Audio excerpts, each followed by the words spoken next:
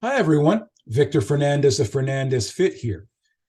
Now, I originally planned on sharing this post in written form on social media because I was going to throw a couple numbers at you because you know how much I love numbers, how much of a numbers guy I am, and how much I just love math.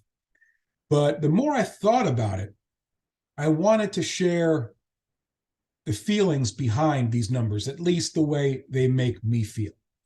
And those numbers specifically are 40% and 70%. Now, what does that mean? 40% of the US population, the entire country, is considered obese. That number goes up to 70%, at least 70%, when you talk about people who are deemed to be overweight. That's an alarmingly large number, given the fact that really true health and fitness is a simple proposition. I don't think I have to tell anyone out there, any of you watching this, that if there was an apple in front of you and a bag of chips, that you should more often than not grab that apple and eat that. That if there was a glass of water in front of you as opposed to a can of soda, that you should grab that glass of water and drink that. It's fairly simple. So why is that? Why are those numbers so high? It's not because of a lack of basic knowledge. To me, it's what we focus on when we attempt to get healthy, when we attempt to get in better shape, get more fit. And that has a lot to do with the number that appears on the scale. That to a lot of people, and it was to me, I'll speak from firsthand experience that when I started on my own health and fitness journey, the number one goal was to make the number on that scale go down. And I equated success and failure based on when I would step on that scale. If the number went down, I succeeded. If the number stayed the same or went up, God forbid, it was a failure. It was that cut and dry for me. And for a lot of people in this country, that's what they so focus on. That's what they so get so fixated on. So a couple of things happens here. They lose sight of the bigger picture, number one. As I went along on my own personal journey and really continue to this day, I started to discover a pretty interesting fact that my weight and losing weight specifically wasn't the be all and end all. It wasn't the primary goal. It was the vehicle to get to something bigger. Now, maybe at that time I didn't know what that specifically was. I most certainly didn't. But as I went along, I began to realize more and more that it was that I wanted to be a better person. I wanted to be happier with myself in my life, to be, better for my family, better for my friends, better in my career, be more passionate about my life and not just feel like I'm existing within it. Again, nothing to do with the numbers. The numbers were merely symbolic of something bigger. And once I realized that, once I discovered what those objectives were, what those goals were, that is what really spurred me on to not just do things, but to do things the right way. And here's what I mean by the right way.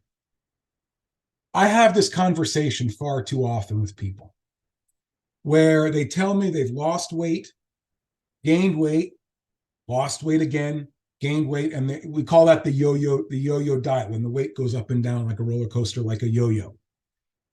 And there's a reason for that, because for so many people, they feel that the work they do is not only hard, which it is, but it has to be complicated too. Or more to the point is that they want something that's going to get them the desired result faster. So what do? They select, and you can insert any diet here. I'm not going to badmouth any diets out here. Insert any fad diet in there that you so choose, because I guarantee you, we've all tried them out at some point in time or another. Now, for any of those diets, I don't care what diet you choose. I don't care. You can come up with the most asinine, the most outlandish diet you can think of. You're going to lose weight.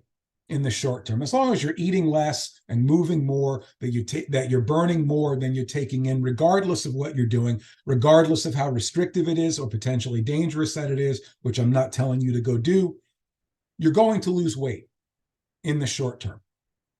Calories in versus calories out. But for a lot of people, it isn't the initial weight loss that's the challenge. I guarantee you, of that 40% of the population that's obese, of the 70% of the population that's deemed overweight, I'll bet that the majority, if not every last one of them, has lost weight in some way, shape, or form in their adult life. A pound here, 5 pounds here, 10 pounds, 20, 30, 40, 50, 100. I guarantee you they've all lost weight doing something at some point in time or another. So losing weight isn't the challenge. We all can do that. I did that a million times when I was at my most unhealthy. I'd lose weight, gain weight, lose weight, gain weight. I did that a ton. The only difference was that when it came time, I reached my goal. Whatever that was at the time I'd reach it. And then the work ended. There was no plan of action moving forward. There was no plan in place to not just lose the weight, but keep it off and maintain a healthy lifestyle moving forward. So what would happen when you don't have a plan in place? It's going to help you moving forward. The old habits come back into play.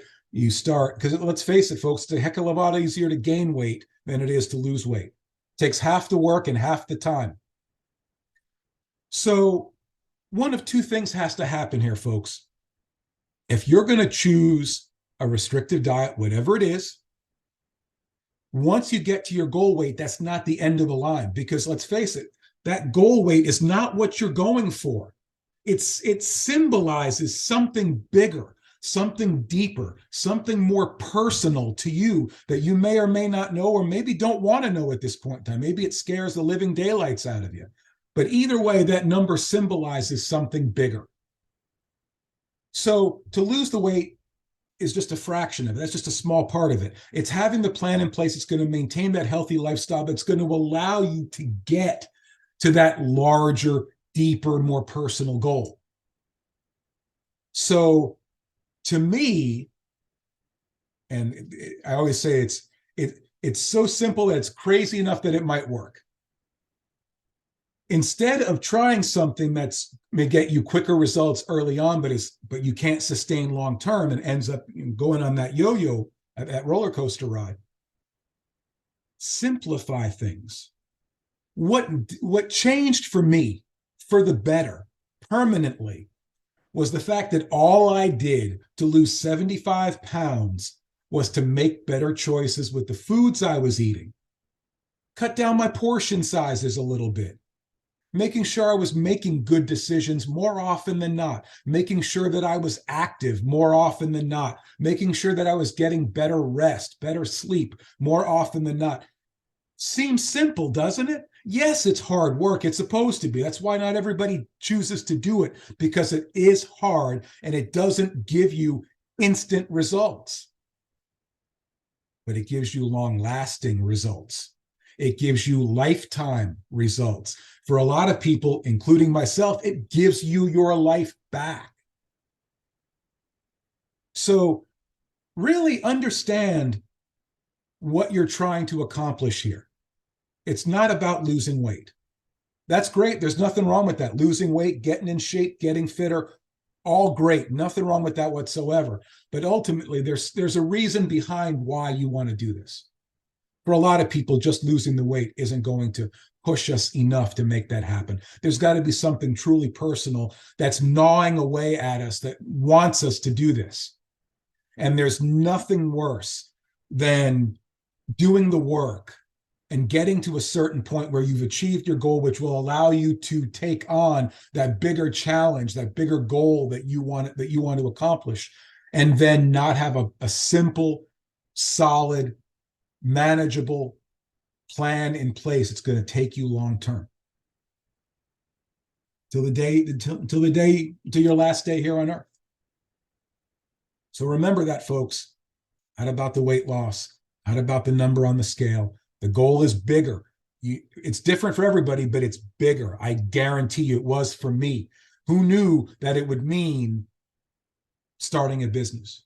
Who knew that it would mean changing careers, do a complete 180? I didn't know it at the time. Over time, I discovered that. You want to talk about now understanding if I'm going to do that, if I'm going to reach these bigger goals, I need to do something that's going to sustain for the rest of my life.